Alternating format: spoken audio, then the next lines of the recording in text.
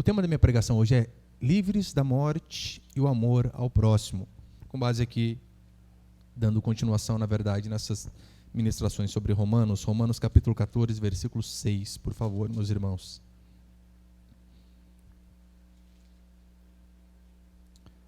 Romanos 14, 6, foi o que eu ministrei nas últimas semanas. Paulo disse assim: quem distingue entre dia e dia, para o Senhor faz, e quem come, para o Senhor come. Expliquei para os irmãos sobre a diferença daqueles que guardam determinados dias e daqueles que se abstêm de alguns alimentos. Isso era o que Paulo estava explicando. Depois, no verso 7, ele vai dizer assim: porque nenhum de nós vive para si mesmo, nem morre para si. Porque se vivemos, para o Senhor vivemos. Se morremos, para o Senhor morremos. Quer, pois, vivamos ou morramos, somos do Senhor. Até aí tá bom, o restante eu vou lendo mais adiante. Olha que interessante. Nas últimas ministrações, eu deixei bem claro que o foco, o ponto de grande importância de Paulo aqui em Romanos 14, não é o dia certo a se guardar, mas o princípio de ter um dia de descanso, não importa qual dia seja, que Paulo, ele diz para os romanos ali que estavam se convertendo, os judeus tinham também gentios que estavam indo para a igreja, e juntamente então havia um problema, e então Paulo começa a explicar que, olha, independentemente de dia, na lei está o sábado, e a igreja primitiva, pelo menos nós vemos mudanças a respeito do domingo, mas o princípio é fundamental. Qual o princípio? Aquele princípio que é necessário que nós tenhamos um dia, pelo menos, de descanso semanal. É assim que funciona para todos nós. E quando nós trabalhamos todos os dias, de domingo a domingo, o que a Escritura diz é que estamos pecando. É necessário descanso, porque assim o Senhor o fez. Mas aqui Paulo diz que, independentemente do dia que você guarda, ou da sua alimentação, daquilo que você come, que tudo isso você deve fazer para o Senhor. Tudo. Toda a nossa vida. É exatamente isso que ele diz aqui no verso 7. Porque nenhum de nós vive para si mesmo, nem morre para si mesmo. Ou seja, a nossa vida, o nosso trabalho, o nosso entretenimento, o nosso casamento, a criação dos nossos filhos, até a vida íntima do casal, tudo isso deve ser para glorificar o Senhor. Tudo deve ser para o Senhor. É por isso que Paulo diz: nenhum de nós vivemos para si mesmo. Ou seja, o Senhor, Ele vem e nos resgata do império das trevas, nos compra com seu sangue, nós que éramos escravos do pecado, escravos do diabo, e Ele nos compra e diz assim: a partir de agora vocês não são mais escravos do pecado. É necessário que agora vocês vivam para quê? Vivam para mim. Então, a partir deste momento, nós temos um outro Senhor. E este Senhor ao qual nós temos agora, sim, é um Senhor benigno que se importa conosco. E é exatamente isso que Paulo vem explicando. Nenhum de nós vive para si mesmo. Paulo, em Filipenses 1, 21, ele vai dizer assim: porquanto para mim o viver é Cristo. Ou seja, a minha vida é para Ele.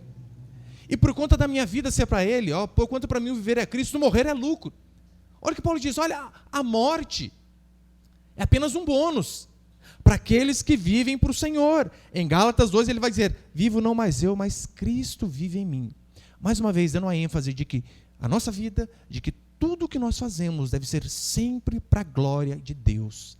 A sua vida, você deve espelhar a imagem de Deus. Quando você está sozinho, você olha para um lado e não vê ninguém, olha para o outro também não vê ninguém, você deve glorificar a Deus. O dia que você ficar nervoso no trânsito, lembre-se, no trânsito você tem que glorificar a Deus. Eu sei que é difícil, mas faça essa força. É isso que a Escritura diz. Eu quero passar 2 princípios aqui esta noite. O primeiro é o seguinte: a morte não tem poder sobre o cristão. Pastor, como assim? A gente morre. Mas a morte que não tem poder sobre nós é a segunda morte. A primeira é bem provável que todos nós passaremos por ela. Pelo menos tirando Enoque e Elias, até agora todos passaram. Mas o que Paulo vem dizer é que, o que a Escritura diz é que a segunda morte não tem poder sobre nós. No verso 7 até o 9, ele diz assim: porque nenhum de nós vive para si mesmo, nem morre para si. Porque se vivemos, para o Senhor vivemos. Se morremos, para o Senhor morremos. Quer vivamos ou morramos, somos do Senhor. Verso 9. Foi precisamente para esse fim que Cristo morreu e ressurgiu, para ser Senhor tanto de mortos como de vivos. Jesus Cristo, ele precisou de fato. Jesus, cadê a mãe dessa criança? O pai responsável, gente. Aprendeu a gritar agora, vocês viram? Desconcentra o pai dele, gente. Volta aqui então. Jesus Cristo, de fato, ele precisou morrer e ressuscitar para comprovar que ele era Senhor, não apenas de vivos, mas também de mortos. Porque enquanto ele estava em vida, ele dizia, eu sou o Senhor, não é César, sou eu. E as pessoas, de fato, pelo Espírito, criam que ele era o Senhor. Mas apenas o Senhor de vivos. E então ele morre, ressuscita, para mostrar que eu sou Senhor de vivos, mas também eu sou Senhor de mortos. Você percebeu que, quando Deus foi criar o mundo, parece que foi mais fácil. Deus, ao criar o mundo, ele precisou apenas usar sua palavra, o fiat, o haja, e haja luz, então houve, e haja estrelas, e haja animais, e assim as coisas foram surgindo. Agora, para resolver o problema da morte, não foi necessário apenas uma palavra, como foi para criar o mundo. Para resolver o problema da morte, não foi algo tão simples. Deus precisou enviar o seu filho para dentro de uma barriga de uma mulher. Você imagina você pegar aquele que não cabe nem no universo e comprimi-lo, até caber dentro de um ventre? Foi exatamente o que Deus fez com o seu próprio filho. Então, ele veio como homem igual a mim e a você. Os ensinos de Jesus são maravilhosos. Se você, mesmo sem crer em Deus, se você olhar para aquilo que o Sermão do Monte ensina, você vai dizer, isso aqui é fabuloso. Tanto é que ateus, ímpios, eles olham para o Sermão do Monte, não tem como dizer, olha, isso aqui é ruim, isso aqui é mal, porque não é. É algo realmente que transcende, que vai além da mente humana, que Sócrates, Platão nunca imaginaria algo parecido com isso. Inclusive, você vê algumas pessoas que não criam em Jesus Cristo, mas seguiam os seus ensinos como Mahatma Gandhi. Olha, eu creio que os ensinos dele são fabulosos, eu não creio nele como Deus, mas que os ensinos são fantásticos, isso são. E de fato são mesmo. Mas você percebeu que, por mais maravilhoso que fosse e que é o ensino do Senhor, o ensino não foi necessário para resolver o problema do pecado da humanidade? Adão pecou lá atrás, lá no Éden. E Adão, por conta de seu pecado como representante da nação, ele trouxe desgraça e morte a todos. Ou seja, o pecado entrou através de um homem, é o que Paulo explica nos capítulos anteriores. Então, como a morte veio através de um homem, seria necessário que a salvação, que a graça e a misericórdia viesse através de outro. Ou seja, o Senhor precisou enviar o seu próprio Filho. E Jesus Cristo morreu, ressurgiu, e por conta de ter acontecido isso com ele, eu também, e você, todos aqueles que de fato creem em Jesus Cristo, nós podemos dizer a mesma coisa que ele disse, nós podemos ter a mesma certeza que ele teve, de que a morte não pode deter aqueles que são filhos de Deus. A sepultura, meu irmão, é apenas um lugar onde jogarão o nosso corpo natural. Mas assim como nós cairemos naquele sepulcro, não importa o quão simples for a cova, pode ser até aquelas abertas pelo Bruno Covas, tudo a ver o nome, né? João Batista, aquele que batiza, Bruno Covas, o que faz covas. Está no nome. Ainda que você não seja nem enterrado, como em Auschwitz, muitos não foram queimados, jogados em vala comum.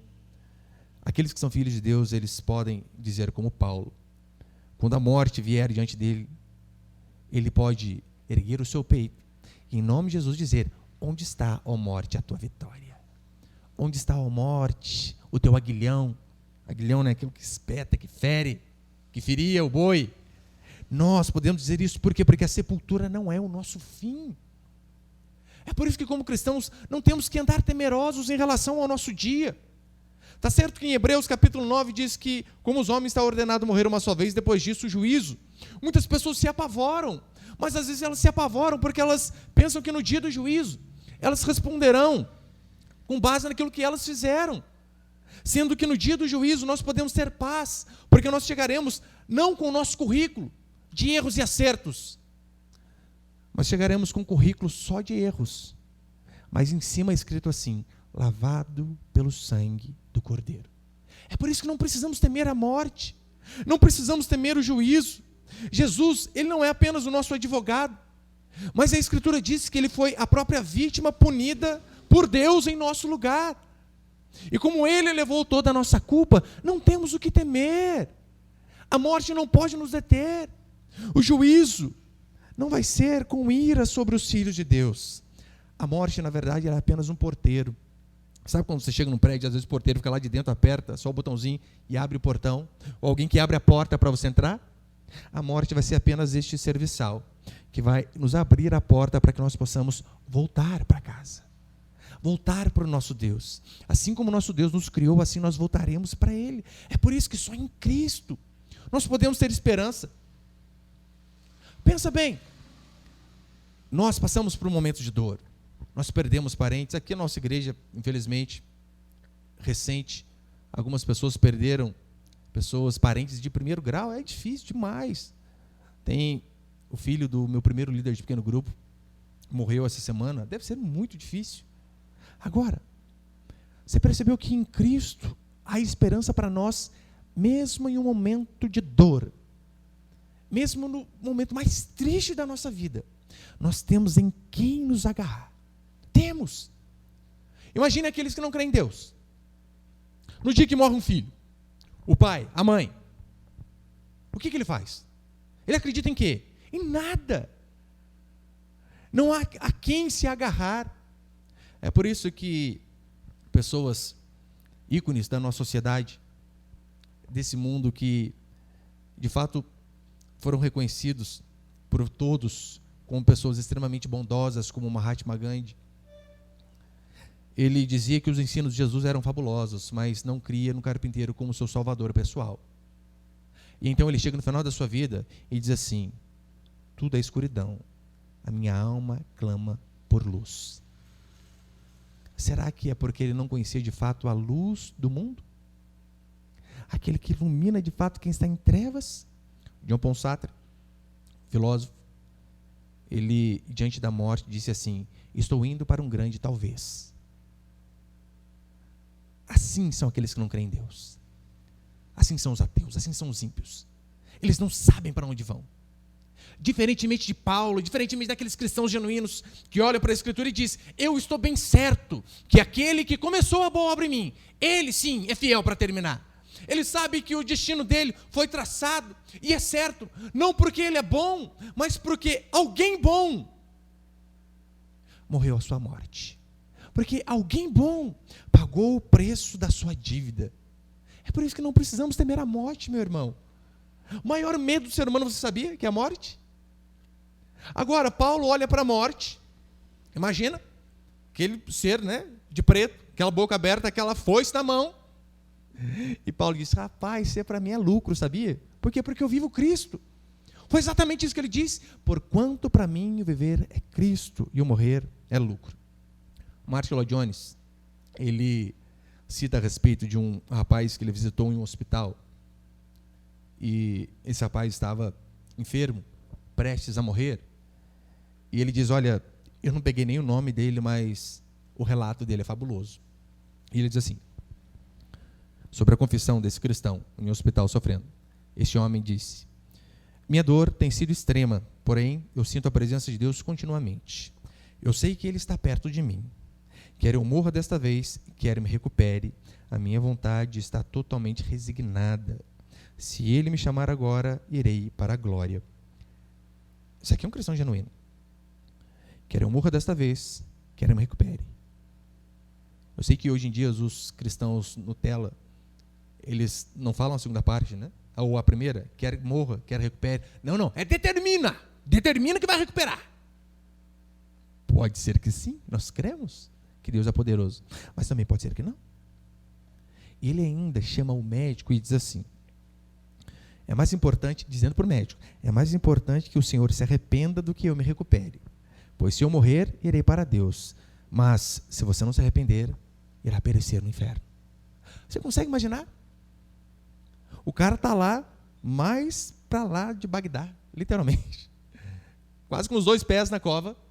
E então ele chama o médico, que estudou a vida inteira para exercer aquele ofício. Ele diz: mais importante do que eu me recuperar é que você se arrependa dos seus pecados. Porque com a sua inteligência, com a sua sabedoria, o máximo que você pode fazer é estender alguns dias de vida aqui neste mundo. Mas um dia chegará para você o juízo, assim como está chegando para mim. Portanto, arrependa-se. Somente pessoas cheias de Deus, de fato, conseguem dizer isso. É por isso que Moody, um evangelista americano, moribundo, prestes a morrer em 1899, ele disse assim: este é o meu triunfo, é o dia da minha coroação. Esperei anos por isso. Diante da morte, Moody diz: este é o dia do meu triunfo, o dia da minha coroação. Eu esperei anos por este dia. O medo da morte, de fato, não deve aprisionar a mim e a você. Você precisa se libertar disso, sabe por quê? Porque Cristo nos libertou, pagando o preço da morte dele, morrendo em nosso lugar, para que nós não pudéssemos perecer. Deus, de fato, nos trouxe luz e imortalidade, mediante a morte de seu próprio Filho. E o segundo princípio é o seguinte: o amor ao próximo vem antes do amor próprio. Diferentemente de textão de Facebook, né? Ame a si mesmo. Não é assim? Se valorize-se. Se valorize. Ame a si mesmo, tenha amor próprio, creia em você, se preocupe contigo. É interessante que a Bíblia diz o contrário. Por que será que esse povo é tão infeliz? Será que não é porque se preocupam demais consigo mesmo? Com a própria felicidade? E esquecendo de se preocupar com o próximo? A angústia sobrevém, com certeza. No verso 10, acompanha comigo, Romanos 14, 10. Tu, porém, que julgas teu irmão, tu, porém, por que julgas teu irmão? E tu, por que desprezas o teu? Pois todos compareceremos perante o tribunal de Deus, como está escrito: por minha vida, diz o Senhor, diante de mim se dobrará todo joelho e toda língua dará louvores a Deus. Assim, pois, cada um de nós dará contas de si mesmo a Deus. O amor ao próximo vem antes do amor próprio. Como eu disse nas últimas semanas, não há problema dentro de uma congregação local como a nossa haver divergência de opinião. Não só não há problema, como é necessário que haja divergência, porque, como já diziam, toda unanimidade é burra. É necessário. Não há problema em pensarmos diferentes em coisas não essenciais, em coisas que não são centrais no Evangelho. Agora, mais importante do que opinião pessoal em relação àquilo que não é essencial, o que Paulo vem explicar que é o amor ao próximo. É isto que deve nortear a minha e a sua vida.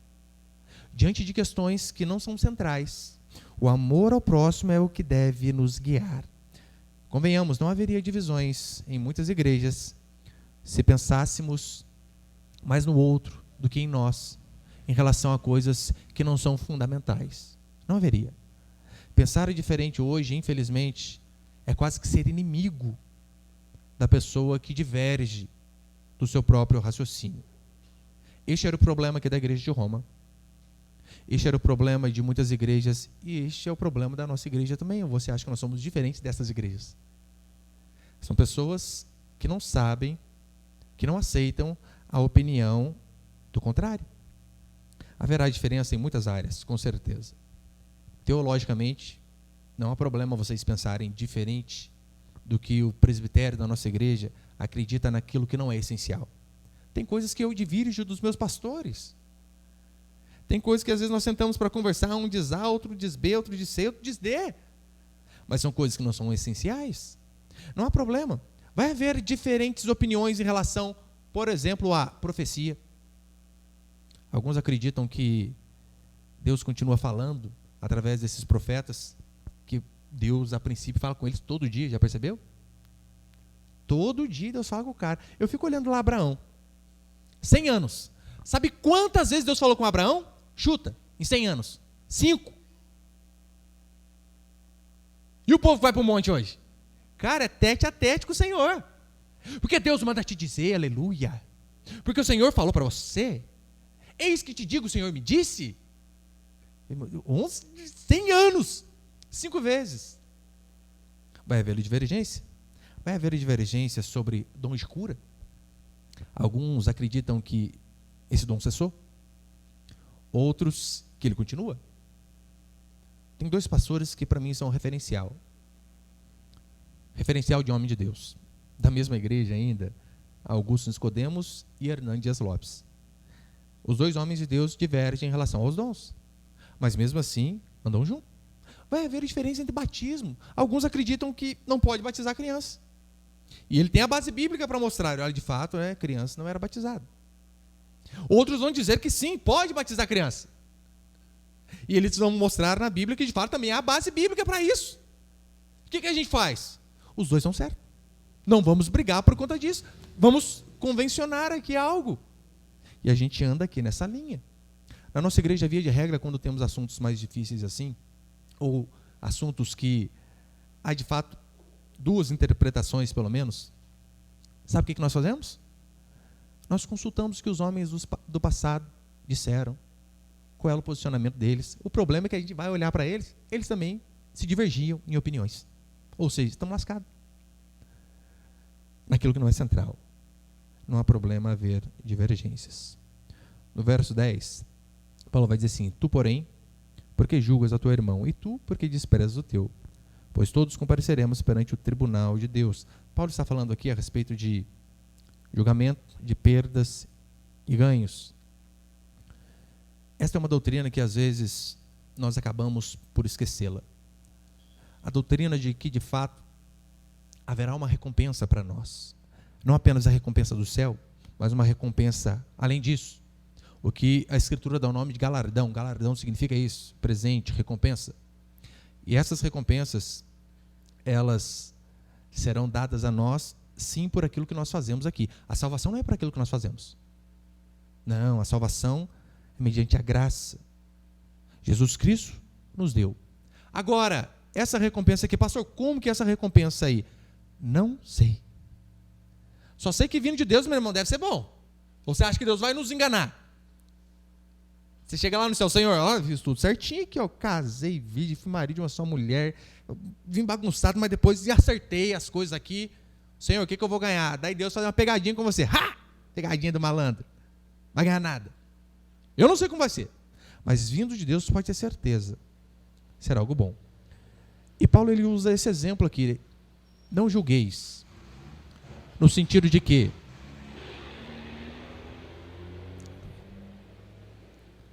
em que sentido? Cuidado com o julgamento que você faz, porque julgamentos errados podem fazer você perder a recompensa. Ele não está dizendo que nós não devemos julgar, porque senão você pensa, ai, pastor, não julguei, eu não julgo ninguém. Tem uma pregação inteira apenas sobre isso. Devemos julgar tudo, porque se não julgarmos, seremos enganados. Mas Paulo diz, só toma cuidado, porque se você faz o que é certo, você ganha. Você faz aquilo que é errado, você perde. Um exemplo disso, sabe qual é? 1 Coríntios 3:9. Porque de Deus somos cooperadores, lavoura de Deus, edifício de Deus sois vós. Aqui já começa com uma analogia maravilhosa. Nós somos cooperadores. A lavoura, ela precisa do homem arando a terra, mas também precisa da chuva que vem do céu. Ou seja, é Deus e o homem trabalhando junto. Essa é a analogia, a comparação de Paulo. Porque de Deus somos cooperadores, lavoura de Deus, edifício de Deus sois vós. Manifesta se tornará a obra de cada um. A obra que é aquilo que nós fazemos. Manifesta se tornará a obra de cada um. Pois o dia com D maiúsculo, se referindo ao dia do juízo, pois o dia a demonstrará. Porque está sendo revelado pelo fogo. E qual seja a obra de cada um, o próprio fogo a provará. Você sabe, o fogo é o que prova se as coisas são verdadeiras ou não. Põe o ouro no fogo, o diamante, essas coisas aí, é no fogo que é feito. Se permanecer a obra de alguém que sobre o fundamento edificou, esse receberá o galardão, a recompensa. Se a obra de alguém se queimar, sofrerá ele dano, mas esse mesmo será salvo, todavia, como que através do fogo. A ilustração de Paulo que é a seguinte: se você fez as coisas de forma correta, as suas obras serão provadas. Se permanecer que você fez foi honesto, joia. Se for queimado, você fez só porcaria aqui, na maior parte, ainda assim, se você errou, mas você era filho de Deus de verdade, você vai perder a recompensa, mas a salvação não tem como. Se a obra de alguém se queimar, sofrerá ele dano, mas esse mesmo será salvo, todavia, como que através do fogo. Neste sentido, você precisa, de fato, se esforçar para fazer o maior número de obras possíveis, porque é dessas coisas que dependerão a sua recompensa diante do Senhor. A salvação é mediante a graça, pela fé em Jesus Cristo. É por isso que quando as pessoas dizem, pastor, mas o senhor largou sua carreira lá, o senhor tem que ir para o céu. Eu falei, Deus me livre para o céu por causa disso. Homens já fizeram muito mais que eu. Não é por causa disso. Eu vou para o céu é pelo sacrifício do Senhor Jesus. Mas, em se tratando de recompensa, já estou começando a juntar umas coisinhas já. Daí essas coisas fazem parte. É por isso que eu e você temos que nos esforçar para fazer aquilo que é correto. Pedro vai falar a respeito disso também, João também. E para encerrar, nós vemos que Paulo ele termina falando do amor ao próximo. Percebe que o mandamento de Jesus, de Paulo, é sempre o amor ao próximo. Porque amar o que está longe, meu irmão, é fácil. Amar o distante. Amar o Cláudio Duarte da internet é uma maravilha, né? Só pega os trechos engraçados da pregação dele, ele não está na sua casa para falar que você trata o seu filho errado, que você está educando o menino de forma errônea, que você trata mal a sua esposa, que você esposa não é submissa ao marido. Daí fica fácil amar quem está longe. E o seu pastor, que vai na sua casa e diz, olha, isso aqui você não pode deixar fazer não, bate. Esse é mais difícil. É por isso que o mandamento é ame o próximo. Antes Paulo tinha falado aqui do grupo forte e fraco na fé. Agora Paulo ele começa a dar a sua opinião em relação a esta questão. No verso 13, acompanha comigo. Não nos julguemos mais uns aos outros. Pelo contrário, tomai o propósito e não pordes tropeço ou escândalo ao vosso irmão. Olha o que Paulo diz. Não nos julguemos mais uns aos outros. Pelo contrário, tomai o propósito de não pordes tropeço ou escândalo ao vosso irmão. Paulo diz para mim e para você que ser cristão não é apenas considerar aquilo que é certo para nós, naquilo que não é essencial, deixando bem claro, porque eu estou enfatizando isso, porque este é o contexto. Paulo está falando das coisas não essenciais. O que Paulo está dizendo é que ser cristão não é considerar apenas o que é certo para si, mas nós devemos também olhar para o lado, pensar no próximo, pensar no irmão. Paulo, ele está falando sobre comida, e então quando ele fala sobre comida, ele coloca a sua opinião em relação à comida. E olha o que ele diz no versículo 14. Eu sei e estou persuadido no Senhor, persuadido, ele tinha certeza, para ser redundante, um pleonasmo vicioso, ele tinha certeza absoluta toda a vida. Eu sei, estou persuadido no Senhor Jesus de que nenhuma coisa é de si mesmo impura, salvo para aquele que assim a considera, para esse é impura. Lembra o contexto de Paulo?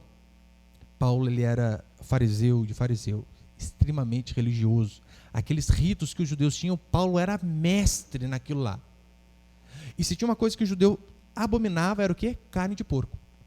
E então Paulo diz, eu estou persuadido no Senhor, eu tenho certeza. É uma prova de que Paulo converteu de verdade. De que o ídolo não é nada em si, que essas comidas aí não significam nada. Porque Deus manda que nós venhamos a dar graças e comê-las, simplesmente por isso. Paulo mostra que de fato ele é maduro, porque ele diz, persuadido estou pelo Senhor Jesus Cristo. Qual é o erro que nós podemos cometer aqui? Paulo está dizendo, olha, não há nada impuro em si mesmo. De novo, aquilo que não é essencial. Não há nada impuro em si mesmo. O que as pessoas poderiam entender? Olha, se Paulo diz que não há nada impuro, então a gente pode comer o que quiser. Ou seja, se Paulo diz que tudo é lícito, mas nem tudo convém, então eu também posso fazer tudo o que eu quiser, abrangendo mais isso daqui. É assim? Claro que não. De forma alguma. O que Paulo vem explicar é que considere aquilo que você sabe, aquilo que a sua consciência madura sabe, mas pense também em relação ao próximo. Porque às vezes você é maduro o suficiente, mas aquela pessoa perto de quem você está fazendo algo que não é pecaminoso, pode prejudicar aquela pessoa, porque ela não tem a maturidade necessária ainda. Um exemplo, 1 Coríntios 10. 1 Coríntios 10, versículo 27. Se algum dentre os incrédulos vos convidar e quiser dizer, incrédulos ímpios, se algum dentre os incrédulos vos convidar e quiser dizer, comede tudo o que for posto diante de vós, sem nada perguntar-lhes por motivo de consciência. Porém, Se alguém vos disser, isso é coisa sacrificada a ídolo, não comais, por causa daquele que vos advertiu e por causa da consciência. Consciência, digo, não a tua propriamente, mas a do outro. Pois, porque há de ser julgada a minha liberdade pela consciência alheia? Olha que interessante, Paulo diz. O incrédulo chamou você para comer. Colocou um monte de coisas ali na sua frente. O que você faz? Senhor, obrigado, come, não pergunta nada. Não fala nada. Mas, se você está com uma pessoa, igual eu dei o exemplo semana passada do João, né? Vou usar o João de novo, que chegou na igreja por último. Daí está lá, o rapaz está um mês na igreja. Ô João, vamos lá comigo, o cara chamou a gente, filar uma boia lá, rapaz, andar com o pastor é bom, viu? É nóis. Daí está lá, o cara põe as coisas ali, a gente ora, agradece. Daqui a pouco, pastor, isso aqui, puxa vida, esse frangão aqui estava dando sopa na macumba. Na hora, eu dei um tapa ali, peguei e trouxe para cá. A sobremesa, pastor, eu peguei lá do Cosme Damião, lá. Imagina, o rapaz já trava. Tem algum problema com aquelas coisas? Nenhum. Paulo diz, olha, se você é maduro, está só você, não tem problema. Mas, pela consciência daquele que talvez é mais fraco, você tem o dever de dizer assim, então não vou comer. Eu dei o exemplo dos irmãos, acho que a semana passada, me convidaram uma vez lá para comer muqueca, né, que é um fruto do mar. E meu irmão, o negócio bom demais. Daí na hora que eu estava o negócio na goela já, a irmã fala, pastor, o cara ali que é o cozinheiro, ele dá macumba. Eu falei, aleluia. Se é macumbeiro bom, eu não sei, mas que faz uma muqueca maravilhosa, isso é espetacular. Por quê? Estava eu com a minha esposa. Então, tranquilo. Agora estou com uma pessoa nova, não vou comer mais isso aqui, não. Cadê? Eu não ia fazer assim. Mas Paulo diz que não a tua própria, como diz, né? Consciência, digo, não propriamente a tua, mas a do outro. Pela consciência do outro. Vai comer x-bacon lá com seus parentes lá? Se for adventista, pede salada. Evita. Ou dá um perdido, come x-bacon e volta. É que Paulo diz, pense também no outro. Isto é o amor ao próximo. É mesmo algo sendo correto, eu e você abrirmos mão, para não correr o risco daquela pessoa pensar assim, olha, isso aqui eu achava que era meio errado, né? Mas se o outro está fazendo, não há problema.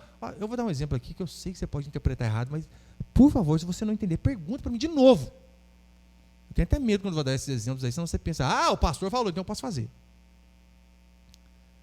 Imagina o seguinte, você viu o pastor fumando.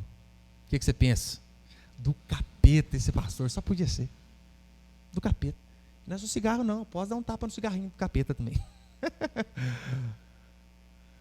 Uma vez, o irmão perguntou para mim, pastor, é pecado fumar? Eu disse de forma clara para ele, me ouça até o final, e se tiver dúvida, pergunta depois do culto, por favor. Fiquei até medo desse exemplo. Eu disse assim, eu fico com medo mesmo. Eu disse, na Bíblia não tem nenhum mandamento, não fumarás. Eu não posso dizer para você, de forma primária, que fumar é pecado. Não consigo, porque não tem esse mandamento. Não adianta também eu querer ser mais santo que a Bíblia. Eu posso dar exemplos secundários de que você vai se ferrar se você ficar fumando. Isso eu posso. Você vai acabar com a sua saúde. A probabilidade de você ter um câncer de lábio, de estômago, de esôfago, de tudo que é lugar, é bem maior. Se você é casado, Deus me livre. Imagina a mulher que fuma, faz, é terrível. Eu posso dar para você exemplos secundários do porquê você não deve fazer isso. Também por conta do vício. Mas eu não posso dizer para você, não, fumar é pecado. Porque não é isso que a Escritura diz. Então nós também temos que ter a perspectiva de ir de acordo com aquilo que a Bíblia ensina. Nem além, nem daquém. Nem acima e nem abaixo. Agora, você imagina que eu tivesse o hábito de fumar. Eu vou dar um exemplo para você. Charles Spurgeon. Muitos dos seus sermões eram escritos fumando. Que coisa, pastor, você fica citando esse homem, hein? Muitos deles. Você imagina, o irmão novo na fé, acabou de converter, foi viciado a vida inteira no cigarro. Minha mãe fumou durante 35 anos. Tentou parar de tudo que é jeito, eu vi tudo que era tipo de mandinga e a mulher não conseguia parar de fumar. cortava a cenoura em cubinho, fumava a cenoura em vez de fumar o cigarro. As coisas meio loucas assim, né? Ficava estressado, batia em mim, batia na minha irmã, daí desestressava o negócio. Daí você imagina, vem uma pessoa que a vida inteira foi fumante, e, pastor, eu fui liberto, faz uma semana que eu não fumo. É mesmo? Nossa, que bom, hein? Fico feliz por você. Pronto, já mata a pessoa, meu Deus. Por causa da consciência do próximo. Até algo que não é explicitamente proibido, eu e você devemos evitar. Eu dei o exemplo do cigarro, que é um exemplo bem bizarro, né, irmão? Mas não fuma de qualquer jeito. Eu prefiro dizer, né? Não fumo porque faz mal. Com certeza. Agora, se você não se importa com o outro, com aquilo que a outra pessoa pensa, o que a Bíblia diz é que você não está andando em conformidade com o amor. Você está sendo egoísta, você está pensando apenas em si. E olha o que Paulo vai dizer para encerrar. O amor, o saber ensoberbece, mas o amor edifica. Não adianta você ter muito conhecimento se você não pensa no próximo. Você ser cheio do saber, sendo que o amor é que de fato vai edificar. No verso 15 ele diz assim: se por causa da tua comida o teu irmão se entristece, já não anda segundo o amor fraternal. Por causa da tua comida não faças perecer aquele a favor de quem Cristo morreu. Olha o exemplo que Paulo dá de comida. Calma aí, se aquilo que você come faz o outro tropeçar, não, você não está andando no amor fraternal, você não deve fazer aquilo ali. Eu sei que, dependendo das coisas que nós vemos, nos faz tropeçar. Um falso profeta, que é algo que mais faz o povo tropeçar, os crentes, do que um falso profeta, que promete aquilo que Deus não prometeu, e a pessoa se agarra àquela promessa que é vã, e então, diante da dificuldade, ela vê que o que o profeta diz, que o profeta era falso, não se cumpriu, e ela fica brava com quem? É com Deus, não é com o profeta. Ela diz, não vou mais à igreja, não sirvo mais a Deus. Por quê? Porque o pastor disse algo da parte de Deus, e Deus não cumpriu. E ele não viu que o problema não foi o pastor, foi o falso pastor, que disse aquilo que era errado. Então, o amor é justamente isso, é você pensar mais no próximo do que em você mesmo. É você, diante de algo que não é pecaminoso, você aprender a abrir mão, que é algo mais fabuloso para você exercitar esse princípio do que no casamento. Meu irmão, você vai precisar exercitar muito se você casar. E aí, vamos para onde? Para o shopping ou para a casa da mamãe? Você está louco para ir para o shopping? Vai para onde? Casa da mãe, da sogra. Faz parte. É assim que acontece. E para encerrar, você pode só abrir comigo lá em Filipenses, capítulo 1, capítulo 2, só um pouco mais à frente aí. Filipenses 2, a gente lê Filipenses 2 e termina. Vai passar Gálatas, Efésios, Filipenses. Paulo em 1 Coríntios 8, ele vai dizer assim: se comer carne, escandaliza ao meu irmão, nunca mais como carne. Que coisa, hein? Calma aí, um churrasco deixa o meu irmão escandalizado, nunca mais como, perto dele, claro, longe, pode comer, não tem problema não. Pastora, mas é difícil demais pensar mais no próximo, mas é isso que temos que fazer. E um exemplo, Filipenses 2:1. Se há, pois, alguma exortação em Cristo, alguma consolação de amor, alguma comunhão do Espírito, se há entranhados de afeto e misericórdia, completai a minha alegria, de modo que penseis a mesma coisa. Olha o que Paulo diz: completem a minha alegria, como?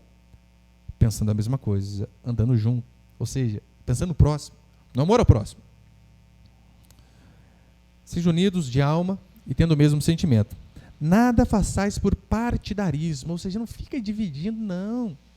A igreja tem um clubinho que gosta de futebol, o clubinho que gosta do basquete, o clubinho que gosta de nada, o clubinho que gosta de videogame. Junta todo mundo, gente, joga futebol de videogame. Pronto. Nada façais por partidarismo ou vanglória, é o orgulho, mas por humildade, considerando cada um os outros superiores a si mesmo. Pensa no próximo, pensa no outro. Não tenha cada um em vista o que é propriamente seu, senão também cada qual o que é dos outros. Não tenha em vista somente o que você acha que é correto, mas pensa no outro, principalmente naquele que é mais fraco. E depois ele termina dizendo, a partir do verso 5, tende em vós o mesmo sentimento que houve também em Cristo Jesus, pois ele, subsistindo em forma de Deus, não julgou como usurpação ser igual a Deus, antes a si mesmo se esvaziou, assumindo forma de servo, tornando-se semelhança de homens, reconhecido em figura humana, a si mesmo se humilhou, tornando-se obediente até a morte, e morte de cruz. Pastor, como assim pensar mais no próximo do que em mim? Assim como Jesus fez. Se esvaziando daquilo que ele era, por amor ao próximo. Então, que diante dessas questões que não são centrais principalmente quando há alguém mais fraco na fé, que nós venhamos como mais maduros, amar mais o próximo. Às vezes, como dizem alguns, né, é melhor você ter paz do que ter razão. Guarde a sua razão para você, se não é algo essencial, mas pense também no próximo, porque é assim que nós temos que andar, segundo que a Escritura nos ensina.